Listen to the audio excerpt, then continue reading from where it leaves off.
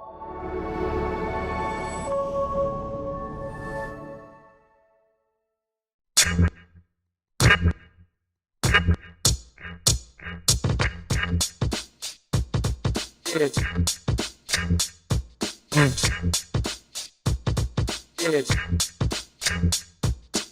hello, ladies. I'm really excited to have you guys here with me in my very first Keeping It Real podcast. How you guys doing?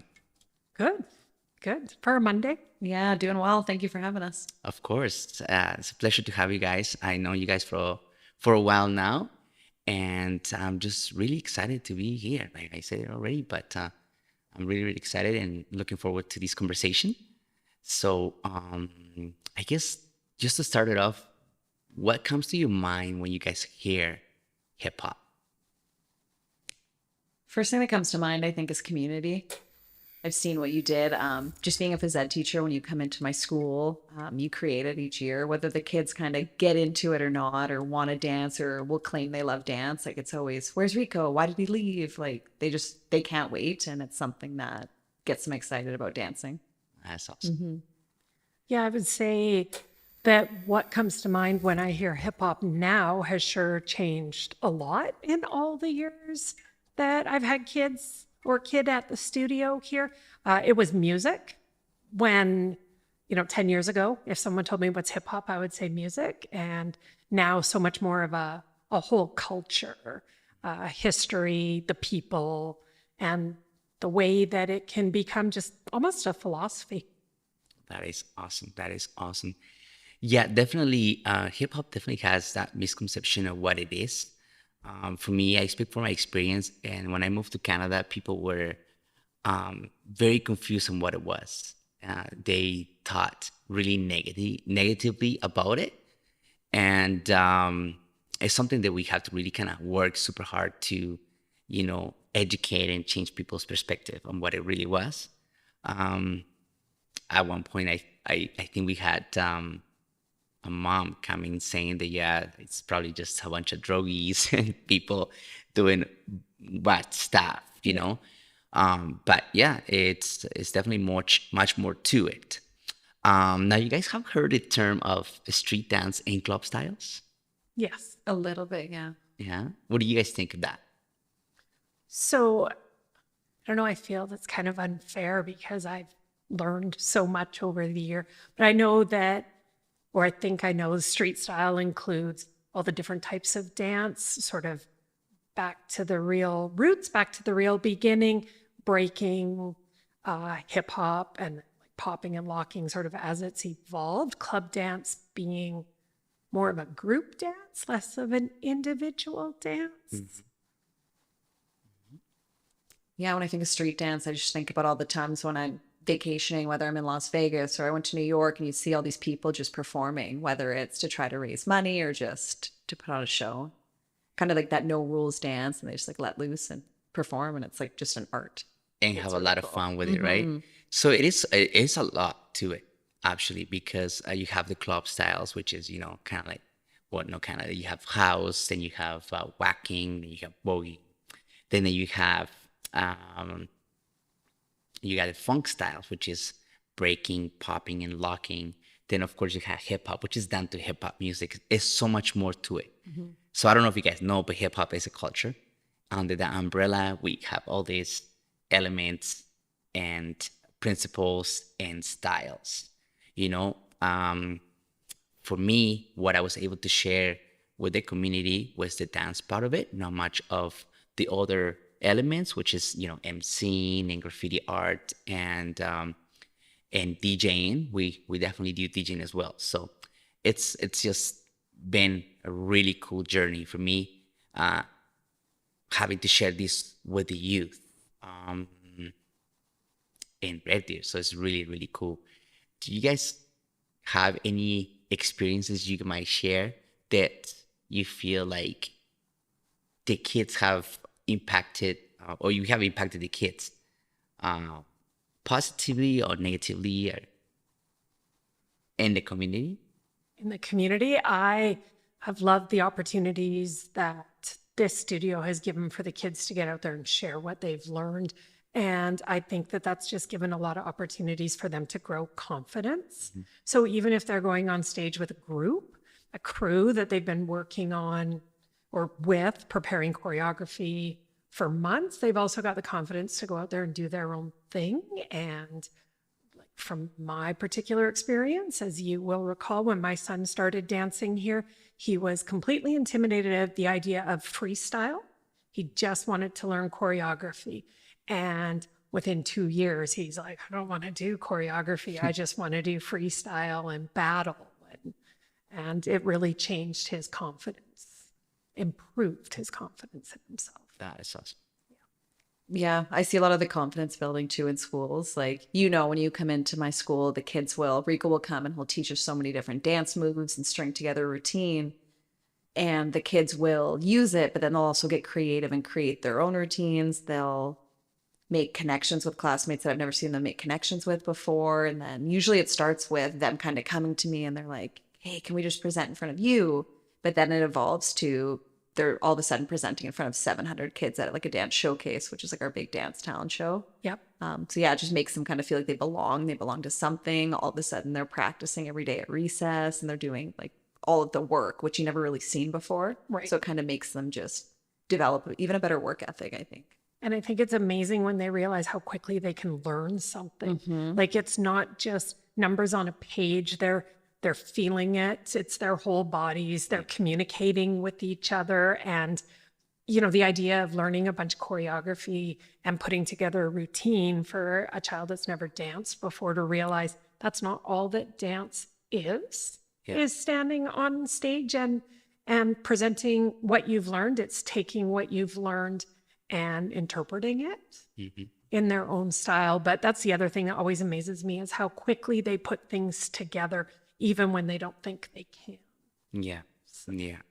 It's so interesting to see nowadays how the youth is very different than what we grew up. No. Like socially, especially like his social skills, I think has completely a different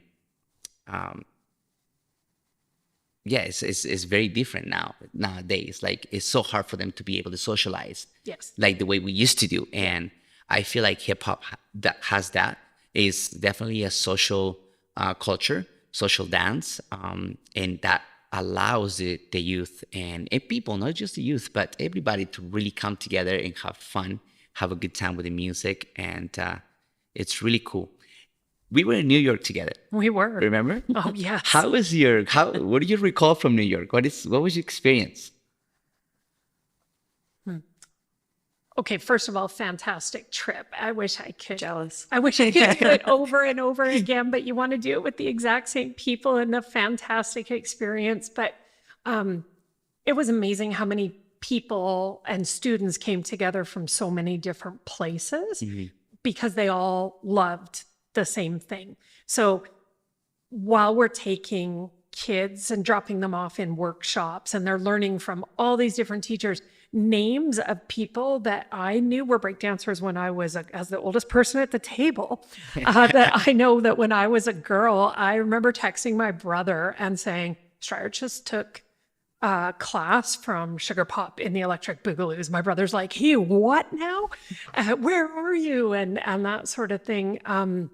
So these kids are meeting these people that they look up to largely through the exposure, but the energy. These kids would dance for 8 or 9 hours at a time, and they're still hanging off subway handles and doing backflips on the subway back to the accommodation. It just energized the whole group of us that were there. It just felt so energized, positive the whole time.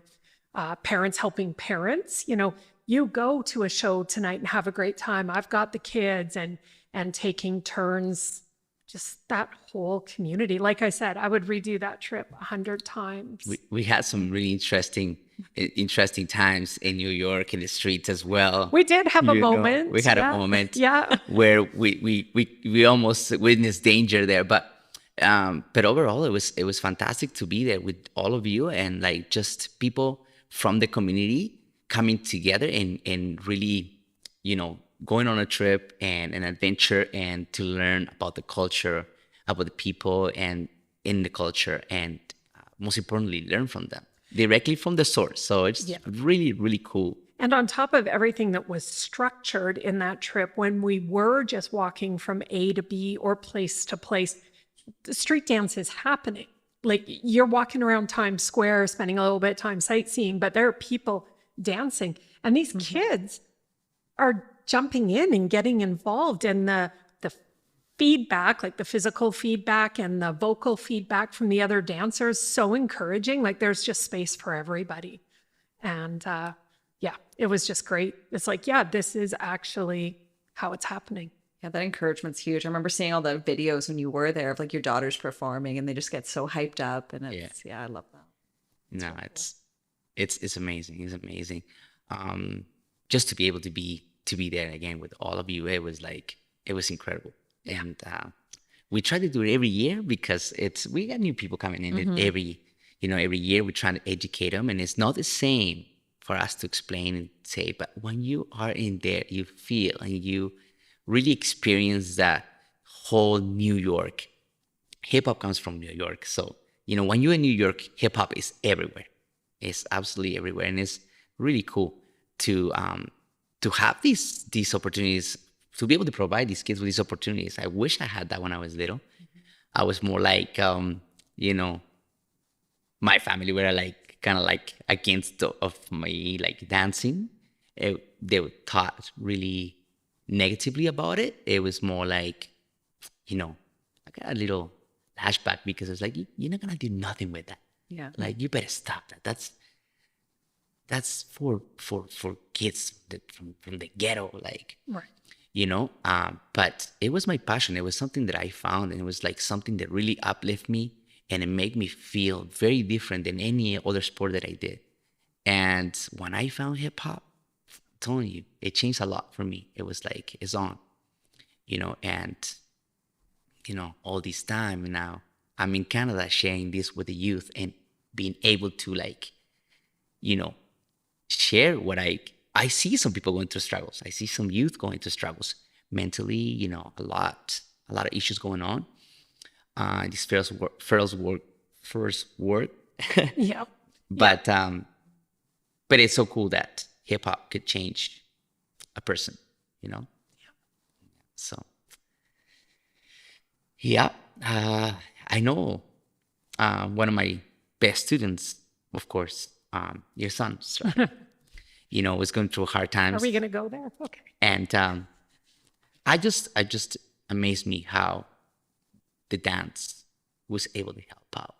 It was with him, and it was a big deal for him to have somewhere to come that was safe, that was accepting, and I mean, I've heard other kids say it too. I've been recently reviewing some of the tribute videos that the kids have made for you over the years and thanking you, and how it's a safe place to come, that whatever's going on outside, you can leave it there and just come be a part of something positive. When Strider was sick and in the hospital, you and his breaking teacher were the first two people to come and see him. And that meant a lot. It's kind of hard to talk about, keeping it real. And then we got a day pass.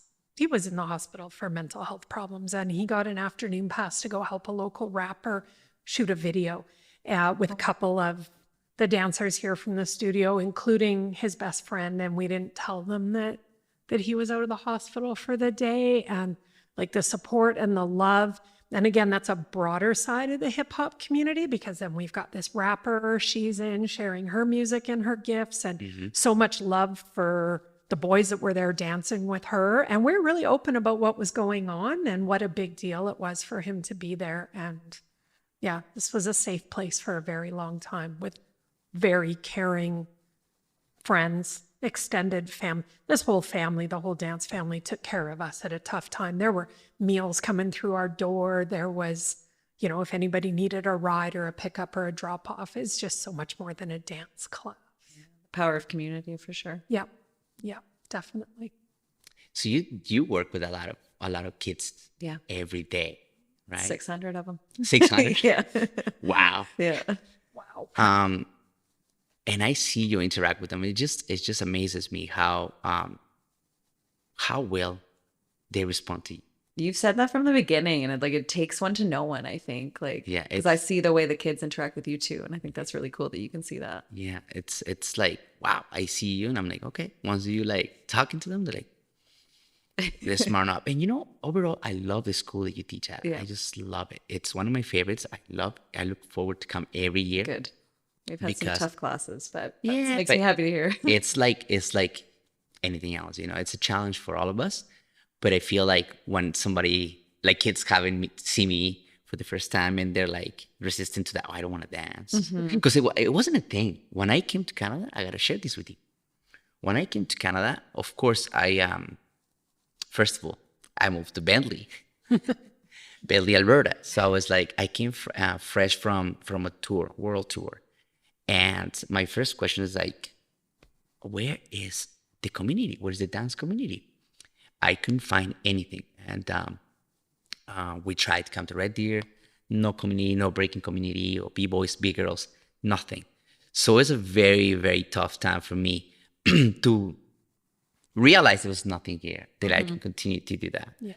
But and shortly, starting to teach classes and hip hop classes in Red Deer, I realized there was not many boys dancing. So I was like amazed, like, wow, there's no dudes dancing, there's no boys, like, but slowly that started to change. And now you see a lot more kids dancing. We have probably 60% of our boys and the rest are girls, That's awesome. which is really cool, like, to see. I mean, I grew up and my culture is very, like, you dance every day. Everybody's dancing. Everybody's music party all the time. So it's really cool to come to the school, Yep. and be able to teach them and see boys and girls dancing together. So, how do you navigate through back to mental health? How do you navigate with those issues? Do you see a lot of kids obviously struggling with that anxiety and? Yeah. It's tough because some kids are like super outward with it. Like you can see it, they advocate, they're seeing a counselor and they're quite open with it. But then there's other kids that aren't. I found out a kid this year who played on all the sports teams, was an awesome kid. Then I found out he was hospitalized for mental health. And it shocked me because I just had no clue. And then it almost like it crippled me a little bit because I'm like, man, I see this kid on all the highs, he's happy, he's playing sports, I know he has a great family, and then it's like makes you wonder, like, what is that kid going through in their heads when they leave school, like on their downtime. And it makes me feel sad. But then you think about the community that you can give, and I guess I just try to focus on the good, try to make those connections, because I think that's a big thing. If a kid feels safe with at least one adult, I feel like we're doing our job and they have someone to go to. And whether it's them confiding in their mental health or what they're going through, at least they're talking and connecting to somebody. So that's my thoughts on it. Nice. That is interesting. I see a lot of youth these days where, I don't know if you get that at school, but when work start to get hard, they quit. Drills, they quit so They quit. fast. And it's like, and I can see right through it, because they will be like, something hurts. Like once you see the work start to get hard. I'm like, it's hard for me to believe. And I'm like, really? Okay, take a little break and then come back to it. No, it really hurts. So what do you think that is? Why do you think the work ethic is not there in this generation? I think it's work ethic, but also I think it's paired with fear of failure. Like I had kids, we were just finishing track season, and I had kids say that I don't want to do it unless I'm going to win. And I'm like, why is that the ultimate? Like, you should want to compete, get better, like first and foremost. Like, sure, winning's nice, but they're just so afraid of failure. They're afraid of looking dumb. They're afraid of being judged. And I think it has to do with a lot of social media. Like, that's really what I've seen. I mean, also with COVID, I think kids have just been a little bit differently socially. Yeah. But yeah, it's fear of looking dumb. Try hard is a huge term. Or calling kids like sweats. just for trying hard and having fun. I'm like, do Yeah. you not do that? Like on your baseball team, your hockey team, like you should try hard. It's fun. But Yeah. Yeah. they kind of roll their eyes at me, lecturing them. What do you think? I agree that there's a lot of pressure to, if you're going to do it, you have to be the best at it. And that they're always comparing themselves to these unattainable standards because that's what they see on social media. They don't see, 100,000 average people just doing their best and getting a B on their math test or, playing recreational softball instead of competitive. They just see this child's excelling at this and this person's excelling at that. And this is how you train to be the best in your sport or your education. Like there's just no opportunity there's much less opportunity to be yourself and strive to meet your own goals when there's this expectation that the only goal is the top. And because they're just comparing themselves to these unrealistic standards. Yeah. Yeah, I feel like social media has a lot to play with that. Like, like a lot of dancers around the world, it's all about likes, who can get the most likes and the views and all this. And that's how they measure their success these days. And fair enough. But, you need to try a little bit harder. I feel like, everything is just moving too quickly. And they forget about the actual work that you need to put behind anything you're doing, especially in dance. I mean, you gotta work hard to become a great dancer. But nowadays you can just do a move that is trendy and TikTok. and TikTok, Yeah. and Learn you to got TikTok dance. Yeah.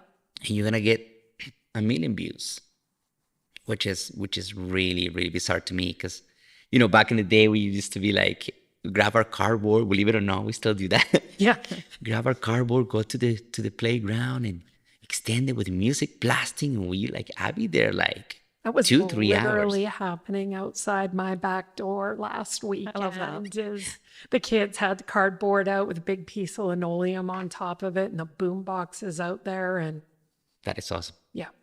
And that's what it's all about. And kids age 19 to 11, right? Like they're preparing to battle next weekend. That is so awesome. Yeah. So they're out there coaching each other and sharing skills and talking about who feels their strengths and what style of dance. And That is awesome. it's still happening. And then somehow they end up on the playground playing grounders. I love that. There's like an innocence and vulnerability about that. Like just Yeah. like getting together and giving Yeah. feedback and like off of the cameras and the phones and all of Yeah. that behind like Instagram and TikTok. That's And, cool. Like, why is there a 6'3", 19-year-old playing grounders on the playground at the middle school? But he's out there with 4 friends that are middle school kids and they're having a great time. So That's what it's all and they wouldn't know each other if not for this culture and the acceptance that is required. Rico demands it. The acceptance And there's- respect. and respect. Yes. There's no room here for bullshit.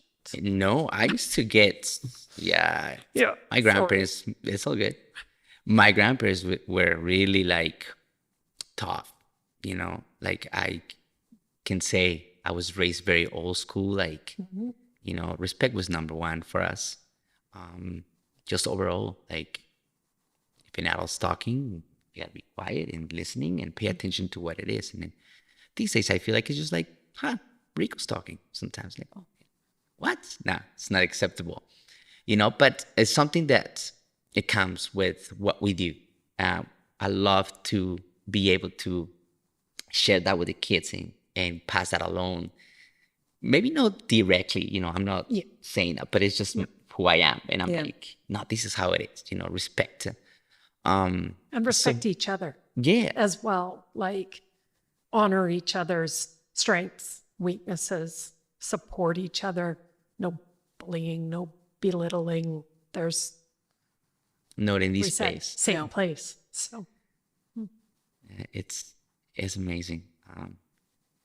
Just to, I'm really blessed. I gotta say, I'm really blessed to be able to do this, like for a living, and it's just, it makes me very happy to see some of the kids now, they grow up and they're doing so well in society and school, and they're great kids. Some of my students have their own studios now. Like it's pretty awesome.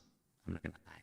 So yeah. So what now that you know like what the culture is, you guys know where culture comes from, right? You know, it comes from New York. Yeah.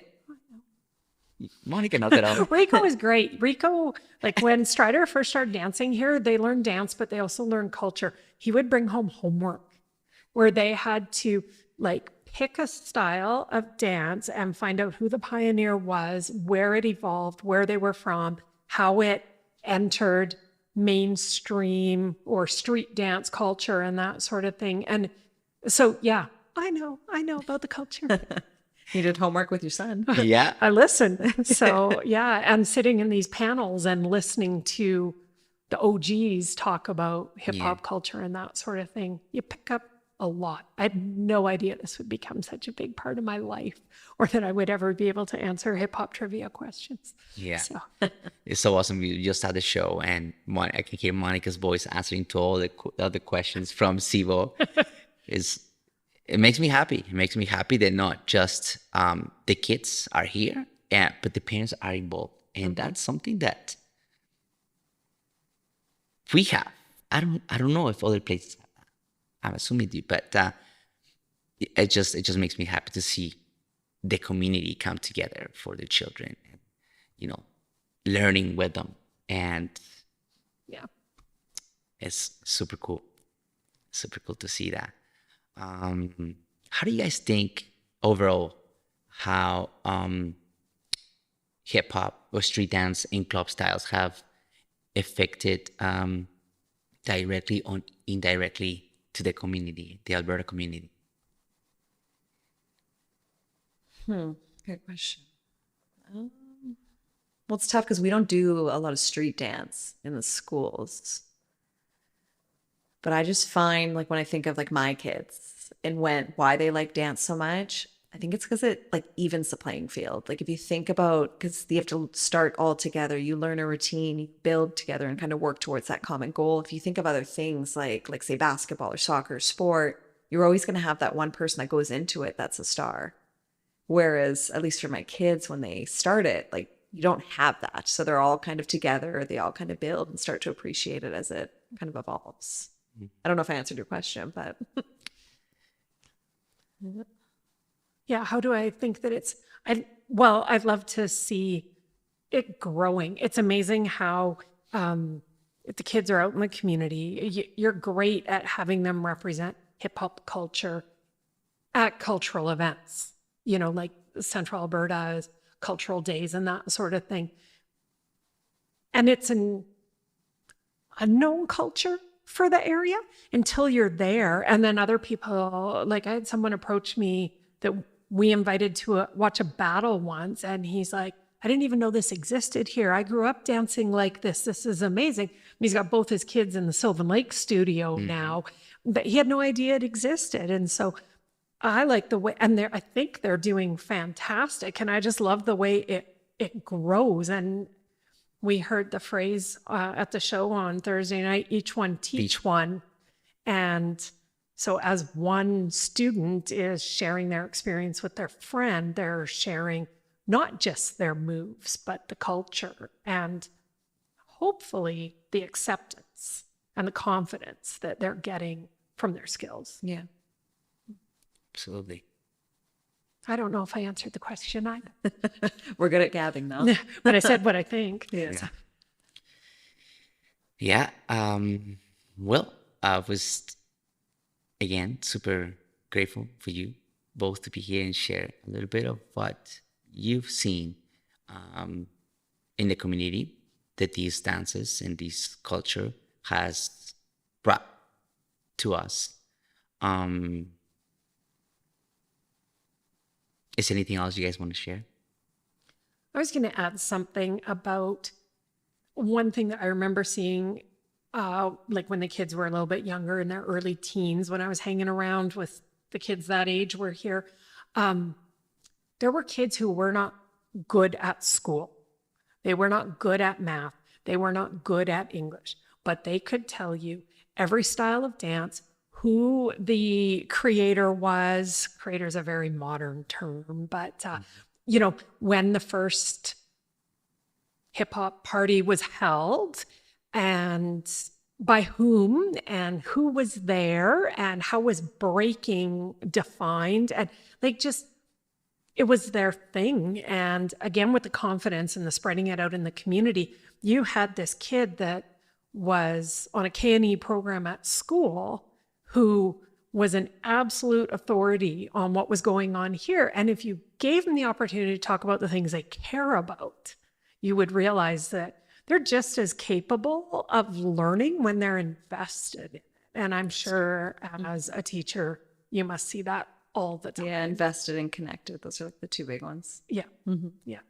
So The connection is very, very important. And that's what we aim with. That's what we working towards each year. We have new kids coming in.